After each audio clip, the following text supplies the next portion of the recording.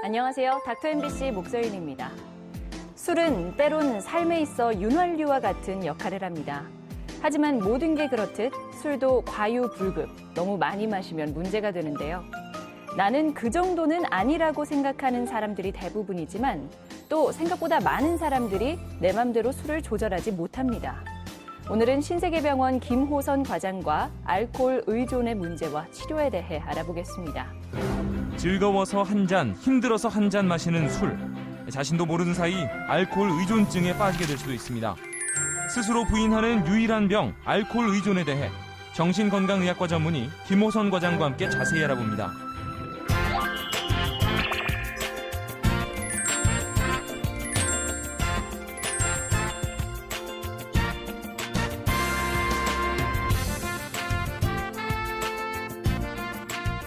안녕하세요, 과장님. 네. 이 술의 양이라든지 술을 잘 조절하지 못할 때 우리가 흔히들 알코올 중독 같다 이야기를 하잖아요. 근데 이 알코올 중독이라는 표현이 정확하지 않은 표현이라면서요. 네, 우리가 흔히 술로 인해서 문제가 있을 때 그 사람을 알코올 중독이다라는 표현을 많이 하게 되는데요. 네. 이것은 정확한 정의가 결여되어 있는 표현으로 알코올 사용장애인 알코올 남용이나 알코올 의존이 좀 더 정확한 용어라고 할 수 있습니다. 네. 알코올 중독은 음주하는 동안이나 음주 직후에 발생하는 그런 임상적으로 심각한 어떤 행동 변화라든지 심리적 문제가 동반되는 것을 얘기하고요. 예.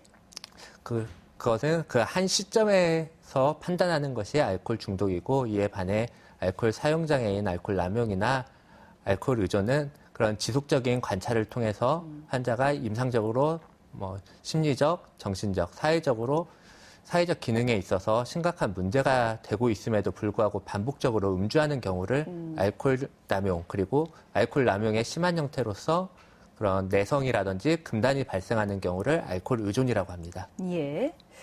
주변에 보면 술 자주 마시는 분들, 또 많이 마시는 분들 분명 있는데요. 이런 분들도 알코올 의존일 수 있나요? 네, 술을 많이 마신다든지 자주 마신다고 하는 것들이 그런 알코올 의존으로 발전할 위험성을 높이는 것은 맞습니다. 네. 하지만 알코올 의존증을 진단하는 데 있어서 그런 빈도나 양을 기준으로 하지 않기 때문에 섣불리 알코올 의존이라고 진단 내릴 수는 없고요. 예. 반대로 그런 술을 마시는 양이나 빈도가 적다고 해서 알코올 의존이 아니라고도 말할 수 없습니다. 예. 그러면은 알코올 의존은 어떻게 진단하나요? 임상적으로 진단을 내리는 데 있어 특징적인 증상으로서는 내성과 금단이 있습니다.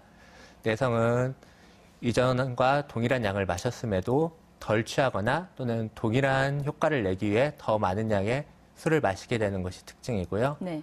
금단은 술을 중단하였거나 이전보다 적은 양을 마셨을 때 그런 손떨림이 증가한다거나 식은땀이 난다거나 그런 불안해지고 초조해진다거나 네. 또는 환시나 환청 같은 것들을 경험하게 되고, 이러한 경험들을 피하기 위해서 다시 음주하게 되는 것이 특징이라고 볼 수 있습니다. 이외에도 술을 의도했던 것보다 더 오랜 시간 마시거나 더 자주 마시거나 또는 금주하거나 절제하기 위해서 여러 차례 노력하였으나 실패하는 경우, 네. 또는 술을 끊기 위해서 많은 시간을 소비하는 경우, 그리고 음주로 인해서 신체적인 문제나 그런 정신적인 문제가 유발되거나 더 악화될 것을 알면서도 지속적으로 음주하는 경우 등이 있겠습니다. 네. 이러한 증상들이 최근 1년 사이에 2가지 이상에 해당된다면 알코올 의존증을 강력하게 의심해 볼 수 있겠습니다.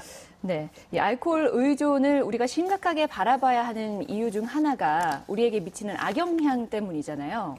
알코올 의존이 간질환이나 암과도 연관성이 있죠? 네.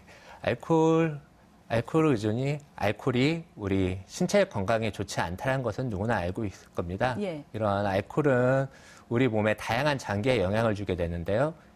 예를 들면 간에서는 초기에는 지방간으로 시작하여 심한 경우에는 알코올성 간경변이라든지 네. 간암에 이르러 사망까지 이르게도 되고요.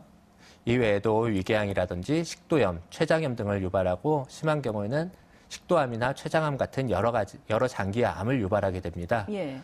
또 이외에도 우리 몸의 다양한 부분에 영향을 주는데, 예를 들면 면역 기능에 영향을 줌으로써 쉽게 아프게 되고요.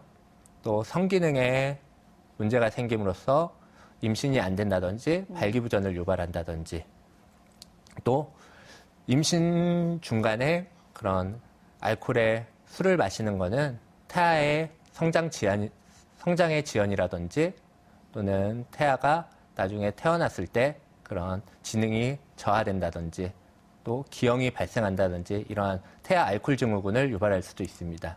이뿐만이 아니죠. 뭐 신경질환이나 정신질환으로 이어지기도 하죠. 네, 중독이나 금단 상태에서는 뇌의 지각 기능에 영향을 줌으로써 환시나 환청 같은 정신병적 증상을 경험하게 되고요. 예. 과다한 음주가 지속될 경우에는 그런 알코올 유발성 정신질환이라고 해서 그런 정신병적 장애, 우울증과 같은 기분 장애, 불안 장애, 수면 장애, 성기능 장애 등을 유발할 수 있습니다. 예. 또 우리 과도한 음주가 장기간의 과도한 음주는 뇌기능 장애를 초래하게 되어서 그런 건망증이 더 심해지게 되고 또 판단력이나 충동 조절 능력에 문제가 생기면서 의심이 많아진다거나 과격해지는 등의 성격적인 변화도 유발되게 되고요. 심한 경우에는 치매라든지 그런 간질 발작을 유발할 수도 있습니다. 예. 이러한 신경장애는 또 회복이 잘 되지 않습니다. 예, 무섭네요. 근데 또 이뿐만이 아니에요. 더 있습니다. 가족한테도 안 좋은 영향을 미치잖아요. 알코올 의존은 환자 개인의 문제가 아니라 가족 구성원 전체의 문제가 되는데요. 예. 이런 환자의 그런 의심이나 그런 충동성 조절 문제로 인한 그런 폭언이나 폭행 등으로 인하여 가족이 심한 스트레스에 시달리게 되고요. 예. 또 가족들이 그 환자를 잘 돌보지 못했다라는 죄책감 때문에 죄책감에 심한 스트레스를 또 받을 수 있습니다. 또 이로 인해서 우울해지거나 불안해지기도 하고요.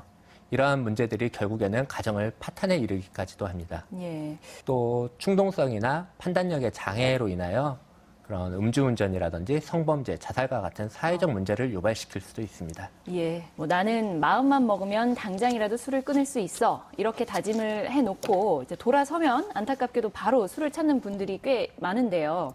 이렇게 술을 끊기 어려운 이유는 뭔가요? 네, 쾌락중추라고 불리는 뇌 보상회로에서 그런 도파민이라는 신경 전달 물질을 분비함으로써 쾌락과 유사한 기분을 느낄 수 있도록 해주는데요. 알코올은 이 보상회로에 영향을 주어서 그런 비정상적으로 쾌락을 느끼게 해줍니다. 네. 또 이런 것들을 유지시키기 위해서 갈망을 계속 유발함으로써 이렇게 반복적으로 술을 마시게 되고 또 내성을 유발하여 이전보다 더 큰 자극을 원하기 때문에 더 자주 그리고 더 많은 양을 마시게 됩니다. 예. 그리고 또 다른 이유로서는 알코올 금단 증상이 발생하게 됩니다. 술을 줄이거나 아니면 끊는 경우 손떨림이라든지 불안이라든지 환시, 환청 이러한 부정적 경험을 하게 되는데 다시 술을 마시게 되면 이러한 부정적 경험을 감소시킬 수 있기 때문에 다시 또 술을 찾게 되는 겁니다. 네. 결국 술에 대한 자기 통제력을 잃어버리는 거잖아요. 네. 이렇게 알코올에 의존해버리는 경우에는요, 치료만 잘 받으면 의존증에서 완전히 벗어날 수 있나요? 네, 수년간 술을 끊었던 사람도 자기가 술에 대한 문제가 있었다는 것을 인식하고 있음에도 이제는 내가 술을 먹어도 잘 조절할 수 있을 것이다라고 생각하게 되는데요. 네. 이미 알코올 의존증이라고 진단을 받았다면 술에 대한 통제력을 일정 부분 상실했다고 볼 수 있습니다.